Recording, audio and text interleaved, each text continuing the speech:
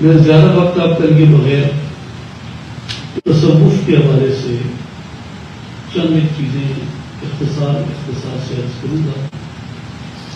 پہلی چیز تصوف کے بارے میں یہ جان لینا ضروری ہے کہ بنیادی طور پہ تصوف جو ہے یہ ایک جز نہیں ہے دین کا، یا تصوف کوئی ایک فرقہ نہیں ہے، یا تصوف ایک مسلک نہیں ہے کہ جس طرح مختلف مسالک ہیں۔ تصوف کے بارے میں یہ بنیادی بات ذہن میں بٹھا لینی چاہیے کہ جو تصوف ہے یہ ایک آپ یوں سمجھیں کہ روح دین ہے، یہ روح دین ہے۔ ہر شخص کے لیے جو بھی کلمہ طیبہ لا الہ الا اللہ محمد رسول اللہ سے داخل ہوتا ہے وہ اس اخلاق سے اپنے آپ کو ہم آہنگ کرتا ہے، اس ڈیوائن موریلٹی کے ساتھ اپنے آپ کو سنکرونائز کرتا ہے۔ جو ڈیوائن موریلٹی ایٹریبیوٹس کے اندر اور خاص طور پہ نبی اکرم صلی اللہ علیہ وسلم کے اسوہ شریف کے اندر اس اخلاق کو اپنانے کا نام تصوف ہے۔ اس طرح کا زہد اپنانا، اس طرح کی عبادت اپنانا، اس طرح کا رقت اور گداز اختیار کرنا، اس طرح کی سخاوت اختیار کرنا، اس طرح کا عجز اختیار کرنا، یہ تصوف کہلاتا ہے۔ اور تصوف جو ہے یہ اپنے آپ کو اس ڈیوائن موریلٹی سے سنکرونائز کرنے کی ہے، جو ڈیوائن موریلٹی آپ کو اسماء اللہ الحسنی میں ملتی ہے۔ میں ریکمینڈ کروں گا خاص طور پہ جو انگلش ریڈرز ہیں، آج کل ترجمہ دستیاب ہے امام غزالی رحمۃ اللہ تعالی علیہ کی تصنیف شرح اسماء اللہ الحسنی کا انگریزی میں 3-4 لوگوں نے کیا ہے۔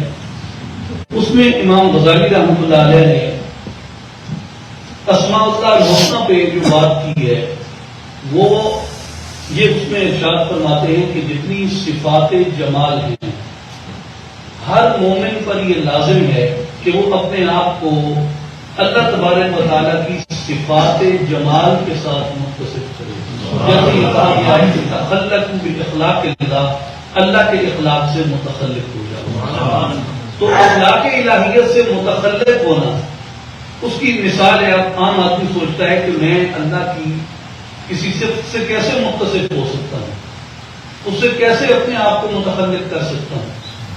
تو اس کے لیے امام غزالی رحمۃ اللہ علیہ نے جو مثال فرمائی، دیگر بزرگان دین بھی اس عنوان پہ بھی کتب لکھی ہیں اور اس کے علاوہ بھی انہوں نے جا بجا اپنی تصنیفات میں اس پہ روشنی ڈالی، اور وہ یہ کہتے ہیں کہ مثال کے طور پہ اللہ تبارک و تعالیٰ کی صفت ہے ستار العیوب، کہ وہ گناہوں کو ڈھانپنے والا، عیبوں کو ڈھانپنے والا، ہمارے نقائص کی پردہ پوشی کرنے والا۔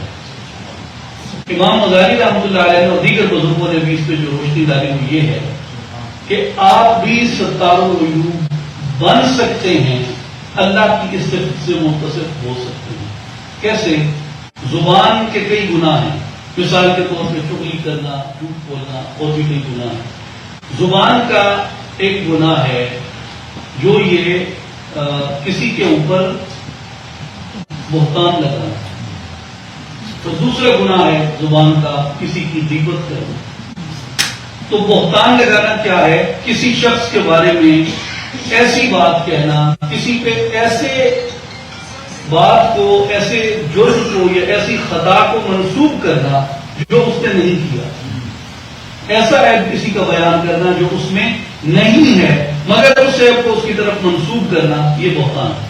جیسے ایک شخص نے زنا نہیں کیا، اس پر یہ تہمت باندھنا کہ یہ زانی ہے، یہ بہتان ہے۔ کسی شخص نے کسی مسئلے میں جھوٹ نہیں بولا اور اسے کہنا کہ یہ اس مسئلے میں جھوٹا ہے، یہ بہتان ہے۔ کسی شخص نے حرام خوری نہیں کی اور اس پر یہ الزام کرنا کہ اس نے حرام خوری کی ہے، یہ بہتان ہے۔ دوسری چیز ہے غیبت۔ غیبت میں اور بہتان میں یہ فرق ہے کہ غیبت ایسے کسی کے عیب بیان کرنے کو کہتے ہیں جو عیب اس کے اندر پایا جاتا ہے۔ مثال کے طور پہ ایک شخص نے کسی بات میں کوئی غلطی کر دی، اس سے معمولی سی کوئی اس کے اندر بھول چوک ہو گئی اور جگہ جگہ بیٹھ کے اس کی اس خطا کا ڈنڈورا پیٹنا، اس کے دیگر عیبوں کو بیان کرنا، یہ غیبت کہلاتا ہے۔ اب اس اعتبار سے بہتان بھی گناہ ہے اور غیبت بھی گناہ ہے۔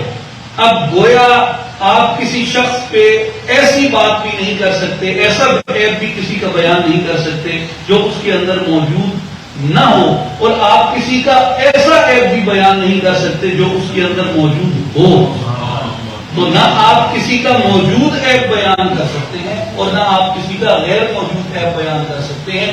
جب آپ نے اپنی زبان کو عیب گوئی سے، بہتان اور غیبت سے محفوظ کر لیا، گویا آپ نے اپنے آپ کو اس ڈیوائن موریلٹی سے سنکرونائز کر لیا، آپ نے ایک حد تک ستار العیوب کے اخلاق سے فیض اور خیرات حاصل کر لیا۔ اسی طرح اللہ تبارک و تعالیٰ کی صفت ہے معاف کرنا، اور وہ معاف کرتا ہے اگر اس سے کوئی معافی طلب کرے تو بھی، اور وہ معاف کر دیتا ہے اگر کوئی اس سے معافی طلب نہ کرے تو بھی، کوئی معافی طلب نہ کرے تو بھی۔ تو تصوف کیا ہے؟ تصوف اپنے آپ کو اس صفت الہیہ سے متصف کرنے کا نام ہے کہ آپ اپنے ظرف کو اتنا وسیع کر لیں کہ آپ سے برا کرنے والا، آپ سے سرکشی کرنے والا، آپ سے عداوت رکھنے والا، جب کبھی بھی آپ کے دروازے پہ آ کے دستک دے معافی مانگنے کے لیے، آپ میں اتنا ظرف ہو کہ آپ اسے معاف کر سکیں، اور آپ کے اندر اتنا ظرف ہو کہ آپ کا کوئی قصوروار اگر آپ کے پاس معافی مانگنے نہ بھی آئے تو بھی آپ اسے معاف کر سکیں۔ اور اسی طرح اللہ تبارک و تعالیٰ سخاوت فرماتا ہے، وہ غنی بھی ہے، یعنی کسی کو غنی بنانا مالدار بھی ہے اور مالدار کر بھی دیتا ہے۔ اللہ تبارک و تعالیٰ عطا کرتا ہے کسی صلے کی طلب کے بغیر، گویا صلے کی طلب کے بغیر عطا کرنا، کہ آپ کسی کو دے رہے ہیں اور in return you demand nothing, یہ اس کی صفت سخاوت ہے۔ اور آپ یہ دیکھیے کہ سخاوت اللہ تبارک و تعالیٰ کو اپنے بندوں میں کتنی پسند ہے کہ اس کے جو بھی نیک بندے سخاوت کے ساتھ متصف کرتے ہیں، اللہ تبارک و تعالیٰ ان کو اپنی بارگاہ کے اندر ولایت کا درجہ آتا ہے۔ اس لیے آج تک کوئی بخیل ولی نہیں ہو سکا اور کوئی ولی بخیل نہیں ہو سکا، کوئی بخیل ولی نہیں ہو سکا اور کوئی ولی بخیل نہیں۔ جتنے اولیاء ہیں وہ سب کے سب سخی ہیں۔ نام تو علی بن عثمان حجویری ہے، آپ کس نام سے جانتے ہیں؟ آپ داتا کے نام سے جانتے ہیں۔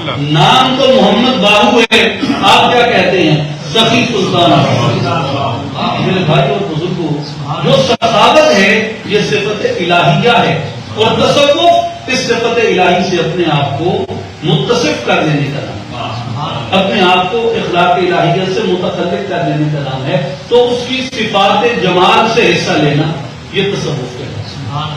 تو اس لیے یہ کوئی فرقہ نہیں ہے، یہ کوئی ایک مسلک نہیں ہے، یا یہ جس کو کہتے ہیں ڈینومینیشن، یا جس کو سیکٹ کہتے ہیں، یہ شزم کہتے ہیں، یہ کوئی شزم یا سیکٹ نہیں ہے، یہ کوئی ڈینومینیشن نہیں ہے، بلکہ یہ دین کی وہ روح ہے جس کے بغیر مسلمان کا اخلاق ادھورا رہتا ہے۔ اس لیے میرے بھائی اور بزرگوں، جو تصوف کی تربیت حاصل کرنا عملاً انسان کے اوپر یہ لازم ہے۔ دوسری بات جو میں آپ سے عرض کرنا چاہتا ہوں کہ تصوف کے اندر بنیادی مرکز کیا ہے؟ تصوف میں دو مراکز ہیں، ایک ہے لا الہ الا اللہ اور دوسرا ہے محمد رسول اللہ۔ یہ دو مراکز ہیں تصوف۔ لا الہ الا اللہ ایک مرکزی نقطہ ہے جس کے تحت وہ اپنے آپ کو توحید کے ساتھ ہم آہنگ کرتے ہیں۔ ابھی سیدنا پیران پیر قطب ربانی شہباز لامکانی نجیب الطرفین کریم الابوین سیدنا غوث الاعظم پیران پیر دستگیر شیخ عبد القادر گیلانی الحسنی الحسینی قدس سرہ العزیز آپ کا ذکر پاک ہوا. آپ کی کتب مبارکہ آپ پڑھ لیں، سر الاسرار پڑھ لیں، فتح الغیب پڑھ لیں، فتح الربانی پڑھ لیں، ان میں آپ کو ایک ہی منشور نظر آتا ہے سیدنا غوث پاک رضی اللہ تعالیٰ عنہ کا، اور وہ ہے بندے کو کامل مؤہد بنانا، کامل مؤہد بنانا. اور اگر آپ نے توحید سیکھنی ہے، خالص توحید، تو وہ آپ سیدنا غوث پاک رضی اللہ تعالیٰ عنہ کی کتب مبارکہ سے. اب کسی طرح توحید پہ جیسے ناچیز نے پہلے کچھ عرض کی، جو صوفی ورلڈ ویو کہا جاتا ہے، روحانیت میں جو اہل طریقت کا ورلڈ ویو ہے، وہ کازم کو کیسے دیکھتے ہیں، وہ یونیورس کو کیسے دیکھتے ہیں، وہ اس کی بگننگ کو کیسے دیکھتے ہیں، وہ اس سب جو نظم عالم ہے، اس سب نظم کے ربط کو کیسے دیکھتے ہیں، اس سب چیز کو وہ کس نقطۂ نظر سے دیکھتے ہیں، تو وہ اس سب کو جس نقطۂ نظر سے دیکھتے ہیں اسے تصوف میں بھی اور دین میں بھی اسے نورانیت مصطفیٰ کہا جاتا ہے. وہ حقیقت محمدیہ، ہر ایک چیز کو وہ حقیقت محمدیت کے تناظر میں، اس تناظر میں دیکھتے ہیں کہ لولاک لما خلقت الافلاک، لولاک لما خلقت الارض، لولاک لما اظہرت الربوبیہ. حبیب آپ نہ ہوتے میں آسمانوں کو پیدا نہ کرتا، آپ نہ ہوتے میں زمین کو پیدا نہ کرتا، آپ نہ ہوتے میں اپنا رب ہونا بھی ظاہر کرتا. کرام کا جو بنیادی نقطہ ہے وہ محمدیت کے اوپر ان کا اصرار ہے. جو حضور صلی اللہ علیہ وسلم کے ذریعے اقدس تک جو پہنچ گیا وہ صوفی ہے، اور جو حضور کے ذریعے اقدس سے، حضور کے عشق و محبت سے معلوم رہا، وہ کبھی درجہ صفا کو نہیں پہنچ سکتا، وہ کبھی درجہ کمال کو نہیں پہنچ سکتا. حضرت سلطان العارفین کی ایک بہت یونیک بات میں نے ایسی آپ کی تعلیمات میں پائی ہے، جس نے مجھے صوفیاء کرام کے اس جو حضور صلی اللہ علیہ وسلم کی ذات اقدس سے وابستگی ہے وہ مجھے حیران کر دیتی ہے کہ اس طرح بھی کوئی کسی سے عشق کر سکتا ہے. حضرت سلطان العارفین رحمۃ اللہ علیہ نے ایک کتاب لکھی ہے جس کا نام ہے مجالست النبی. مجالست النبی، اب یہ نام سن کے ذہن میں فوراً آتا ہے اس میں ایسے واقعات ہوں گے جن بزرگوں کو مجالس نبی ملی ہیں ان کا ذکر ہو، یا اس میں حضرت سلطان العارفین رحمۃ اللہ علیہ کے اپنے جو مشاہدات مجالس نبی کے گزرے ہیں، حضور کی کچہری کے گزرے ہیں، ان کا ذکر ہو. مگر اس کتاب میں نہ تو کسی بزرگ کی مجلس مصطفیٰ میں پہنچنے کی بات ہے، اور نہ حضرت سلطان العارفین نے کوئی اپنا اس میں واقعہ ایسا درج کیا کہ میں کیسے پہنچ سکتا رہا. پھر میں حیران ہوا کہ آپ نے اس کتاب کا نام مجالس النبی کیوں رکھا. تو اس میں جب غور کیا تو اس میں بنیادی طور پہ 3 ابواب میں آپ نے اس کتاب کو تقسیم کیا. 3 ابواب میں آپ نے اس کتاب کو تقسیم کر کے پہلے باب میں آپ نے اس میں یہ بتایا ہے کہ حضور صلی اللہ علیہ وسلم کی مجلس تک پہنچنا ہی سب سے بڑا رتبہ ہے. بے شک سبحان اللہ. اس کے بعد آپ نے دوسرے باب کے اندر یہ ارشاد فرمایا ہے کہ تم مقام فنا کو حاصل کرو. تیسرے باب کے اندر آپ نے یہ بتایا ہے کہ تم مقام بقا کو حاصل کرو. مقام فنا کو کس لیے حاصل کرو؟ مقام فنا کو اس لیے حاصل کرو تاکہ تم زندگی میں اس قابل ہو جاؤ کہ کبھی ایک مرتبہ سید الانبیاء کے چہرے مبارک کی زیارت کر سبحان اللہ. درجہ فنا کو حاصل کرنے کا مدعا اور درجہ فنا کو حاصل کرنے کا مقصود یہ ہے کہ تم رسول اللہ کی زیارت کر سکو. اور پھر فرمایا درجہ بقا کو کیسے حاصل کر سکتے ہو، تو اس کا میتھڈ بتایا کہ درجہ بقا تک کیسے پہنچ سکتے ہو. تو درجہ بقا تک تم جس طرح پہنچ سکتے ہو، تو درجہ بقا تک پہنچ کے ملے گا کیا؟ آپ نے فرمایا فنا کے ساتھ تمہارے اندر یہ اہلیت پیدا ہو جاتی ہے کہ سرکار کے چہرے انور کی زیارت کر سکو، اور بقا کے ساتھ تمہارے اندر یہ اہلیت پیدا ہو جاتی ہے کہ تم ہر وقت سرکار کی کچہری میں حاضر رہ سکو.